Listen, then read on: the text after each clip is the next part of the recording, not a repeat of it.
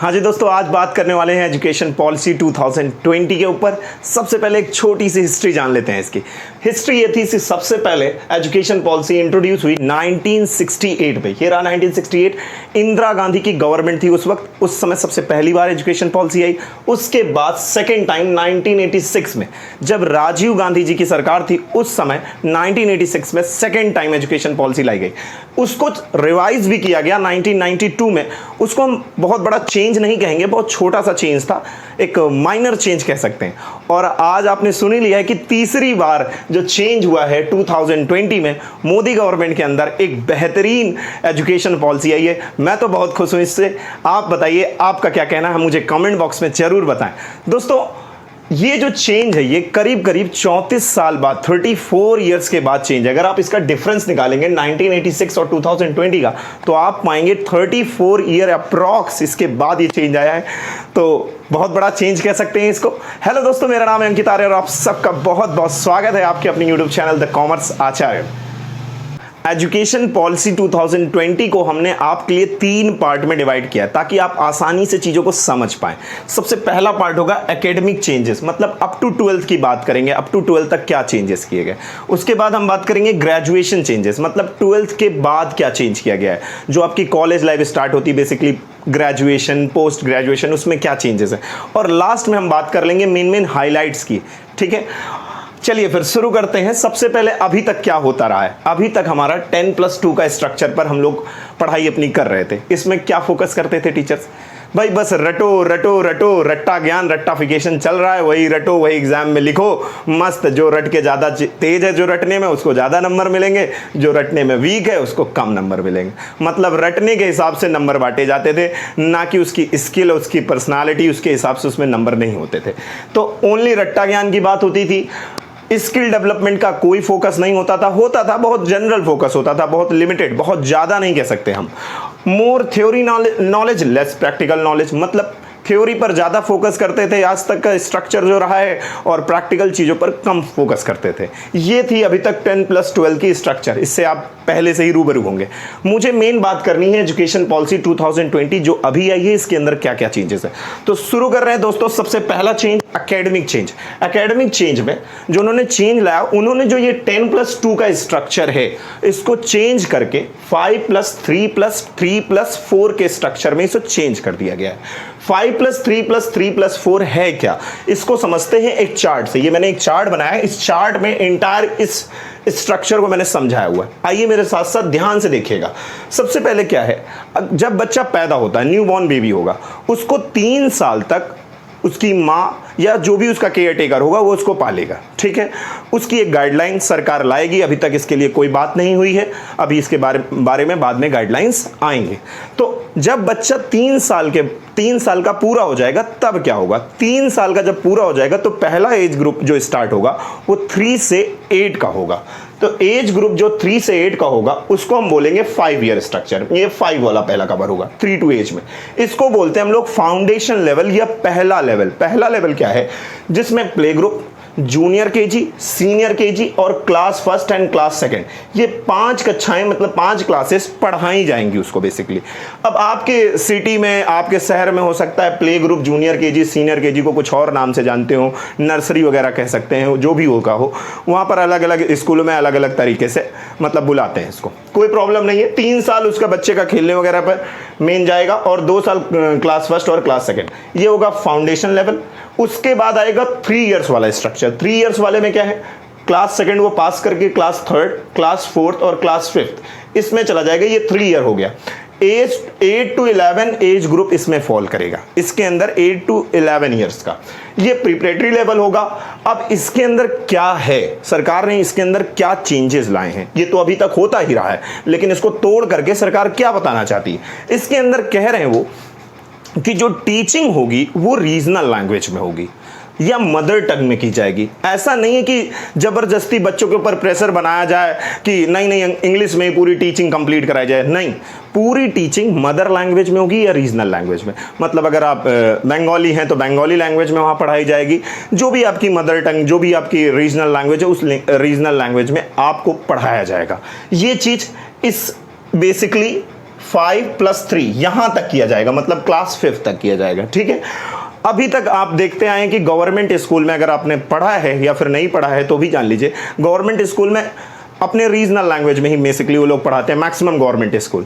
लेकिन जो private school वाले हैं वो ऐसा नहीं करते, वो फोकस करते हैं बस इंग्लिश पर, बस इंग्लिश पर। ये नहीं चलेगा, केवल रीजनल लैंग्वेज पर ही टीचिंग करने का प्रोसेस लाया गया है। ये था भाई, ये था दोस्तों फाउंडेशन लेवल और प्रिपरेटरी लेवल। यहां तक 5+8 एक स्ट्रक्चर कंप्लीट हुआ। बच्चे की एज हो चुकी है 11 के बाद 11 से 14 ईयर्स का बच्चा क्लास 6, क्लास 7 और क्लास 8 में स्टडी करेगा। 11 से 14 ये 3rd ईयर स्ट्रक्चर है।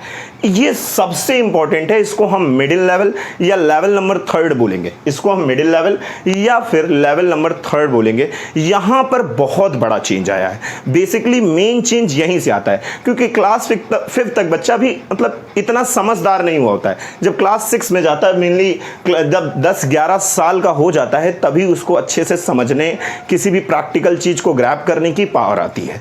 तो ये चीज यहीं से लाई गई। उसके वो सबसे पहले कोडिंग सिखाई जाएगी, कंप्यूटर नॉलेज, जो भी ऐप वगैरह, वेबसाइट, आजकल की जो टेक्नोलॉजीज वगैरह पर चल रहे हैं, इन सब पर उसे हर चीज का ज्ञान दिया जाएगा, बिल्कुल प्रैक्टिकली।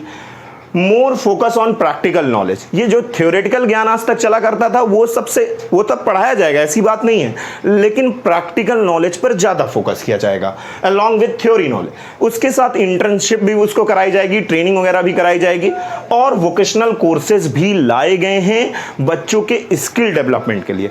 कई बार क्या होता है, मतलब बच्चे शुरुआत से ही सोचते हैं यार मुझे सेल्फ डिपेंडेंट बनना है, मुझे आगे चल के नौकरी नहीं करना है, या जिनका टारगेट एम ही है कि मुझे अपना खुद का बिजनेस खड़ा करना है या खुद पर अपने आप काम करना, मुझे जॉब नहीं करना, तो वो वोकेशनल कोर्सेज भी अपना कर सकते हैं। जैसे रेडियो सीख लिए, रेडियो बनाना सीख लिए, dress making, plumbing, cutting and tailoring, ऐसे बहुत सारे लॉट्स ऑफ कोर्सेज हैं वोकेशनल कोर्सेज के अंदर, जो बच्चों को सिखाए जाएंगे उनके सेल्फ डेवलपमेंट या स्किल डेवलपमेंट में, जिससे वो अपना पर्सनालिटी क्या करते हैं, ग्रूम कर सकते हैं और अपने आप को सेल्फ डिपेंडेंट आगे चल के बना सकते हैं। इससे कहीं ना कहीं जो बेरोजगारी है वो पूरी तरह तो नहीं, लेकिन हाँ कुछ हद तक उसको खत्म होने में मदद मिलेगी। अब बात करते हैं लास्ट स्टेज जो 4th ईयर की है एकेडमिक चेंज के अंदर, वो है class 9, class 10, class 11 and class 12। ये एज ग्रुप फॉल करेगा 14 to 18, मींस आपका क्लास 12 18 ईयर पर जाके कंप्लीट होगा।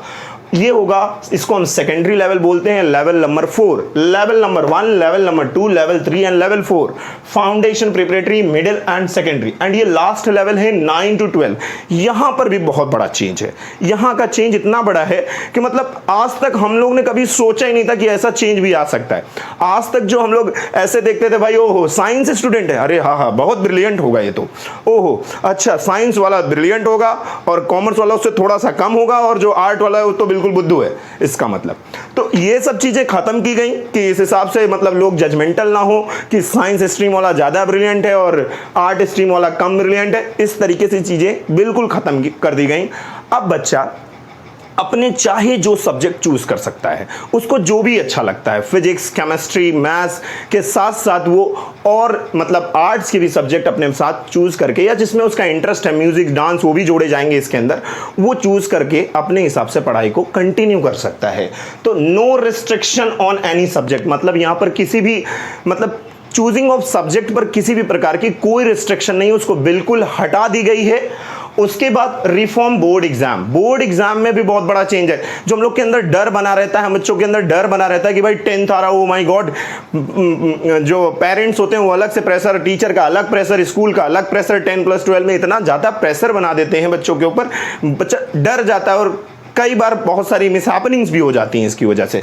तो रिफॉर्म बोर्ड एग्जाम के अंदर वो क्या करेंगे, वो बेसिकली ऑब्जेक्टिव टाइप क्वेश्चन पूछेंगे और केस स्टडीज पूछेंगे। मतलब जो आपको प्रैक्टिकली सिखाया गया, कारपेंटरी का काम या जो भी आपने चीजें ली हैं, डांसिंग वगैरह जो भी, उस पर प्रैक्टिकल केस स्टडीज आएंगी कि किसी केस को दिया जाएगा और उसको आपको एनालिसिस करने के लिए बोला जाएगा और उस पर अपने हिसाब से अपना आंसर कोड करने के लिए। ये नहीं कि रट्टा लगा लिए और साहब लिख दिए उठा के, उस पर नंबर, ये इस चीज पर फोकस करना बंद कर दिया गया है, बंद किया जाएगा। रिडक्शन इन सिलेबस, मतलब जो सिलेबस है उसको भी छोटा किया जाएगा। और इसके बाद है experiential learning and critical thinking, मतलब इससे बच्चों की क्रिटिकल थिंकिंग होगी। ये थी एकेडमिक चेंजेस। अब बारी होगी graduation changes means after 12th की हम बात करेंगे। ग्रेजुएशन चेंजेस आफ्टर 12th मतलब 12th के बाद क्या चेंजेस होंगे ये भी समझ लेते हैं। मतलब 12th के बाद आप क्या करने जाएंगे, जैसे ग्रेजुएशन, जैसे पोस्ट ग्रेजुएशन या फिर ग्रेजुएशन जो भी आप करेंगे उसमें क्या चेंजेस है। उसमें जो चेंजेस है, major and minor subject selection system आ गया। मतलब आप एक सब्जेक्ट मेजर में सेलेक्ट कर लीजिए और माइनर पे, इस तरीके से आप काम कर सकते हैं अपना सिलेक्शन के हिसाब से। और various entry and exit option means आप कभी भी मतलब कोर्स कर रहे हैं, जैसे मान लीजिए कोई बीकॉम या फिर जो भी कोर्स आप कर रहे हैं उसको आप बीच में छोड़ भी सकते हैं, मतलब 1 साल बाद या 2 साल बाद, बीच में इन द सेंस 6 महीने के बीच में नहीं, 1 साल बाद 2 साल बाद आप उसे छोड़ सकते हैं या बीच में ही आके उसको कंटिन्यू भी कर सकते हैं। तो various entry and exit option भी आ चुका है इसमें।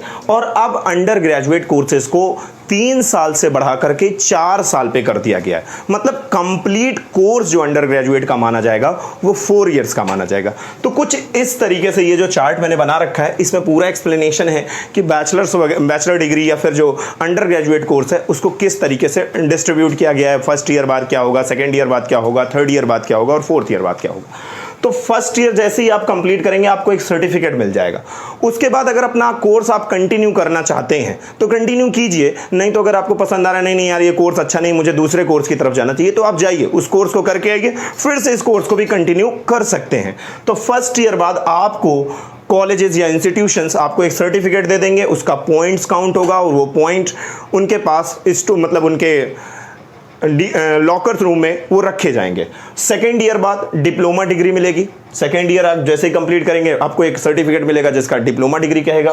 थर्ड ईयर बैचलर डिग्री होगी, मतलब जैसे ही थर्ड ईयर कंप्लीट करेंगे आप बैचलर डिग्री मिल जाएगी। और फोर्थ ईयर में क्या होगा, फोर्थ ईयर बेसिकली बनाया गया नया है बिल्कुल, कि जो आप मेजर में सब्जेक्ट ले रखे हैं उस पर R&D कर सकें, मतलब रिसर्च वगैरह कर सकें, उस पर डीपर नॉलेज जान सकें, इसके लिए फोर्थ है। तो फोर्थ ईयर में जो आपको डिग्री प्रोवाइड की जाएगी वो bachelor degree plus research degree होगी। ये बेसिकली उनका प्रोसेस है। आप इसको बीच में डिसकंटिन्यू, मतलब 2 साल बाद डिसकंटिन्यू करके फिर से वापस आ सकते हैं, फिर से वापस आ करके मतलब थर्ड ईयर से कंटिन्यू कर सकते हैं। अभी तक ऐसा कोई प्रोसेस नहीं था, ठीक है, लेकिन अब आ चुका है, ये बड़ी अच्छी बात है। और क्या चेंज किया गया है, flexibility to institution to offer different design for master program. जो मास्टर प्रोग्राम, मास्टर कोर्सेज होते हैं जैसे MCOM, MA, ये जो भी मास्टर कोर्सेज हैं इसमें भी इंस्टीट्यूशन को फ्लेक्सिबिलिटी होगी, वो अपने हिसाब से कोर्स को डिजाइन कर सकते हैं और उसमें चेंजेस ला सकते हैं। ये है ग्रेजुएशन चेंजेस आफ्टर 12th। अब बात करेंगे हाईलाइट्स पर, तो चलिए फिर शुरू करते हैं। दोस्तों हाईलाइट्स पर बात कर लेते हैं। 5-6 पॉइंट है इसके अंदर, फटाफट से हाईलाइट्स को भी देख लेते हैं और फटाफट से खत्म करते हैं न्यू एजुकेशन पॉलिसी को। सबसे पहला पॉइंट है replacing the UGC and AICTE with the HECI, higher education commission of India. HECI का नाम है, मतलब UGC और AICTE को मर्ज करके या हटा करके उसकी जगह पर एक नया कमीशन सेटअप किया जा रहा है, HECI।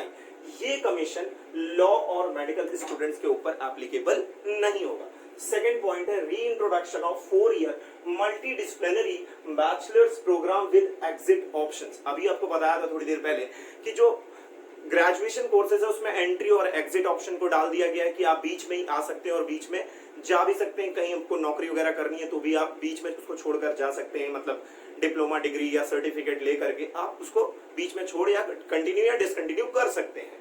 सेकेंड पॉइंट है डिसकंटिन्यूएशन ऑफ एमफिल प्रोग्राम। हाँ जी दोस्तों, पूरी तरह से एमफिल प्रोग्राम को बंद कर दिया गया है क्योंकि जो ग्रेजुएशन है उसमें फोर्थ ईयर में रिसर्च को लाया गया, इस वजह से एमफिल प्रोग्राम को पूरी तरह बंद कर दिया गया है।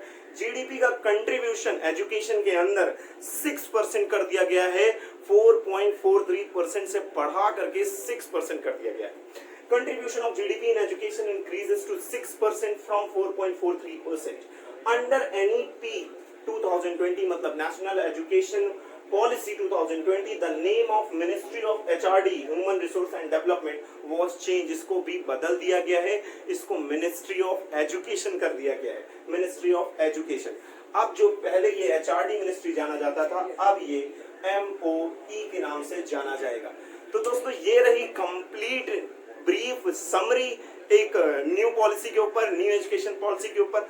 अभी कोई लेटेस्ट अमेंडमेंट नहीं आई है, अगर कोई अमेंडमेंट आती है दोस्तों तो वो मैं उसके लिए वीडियो बनाता रहूंगा।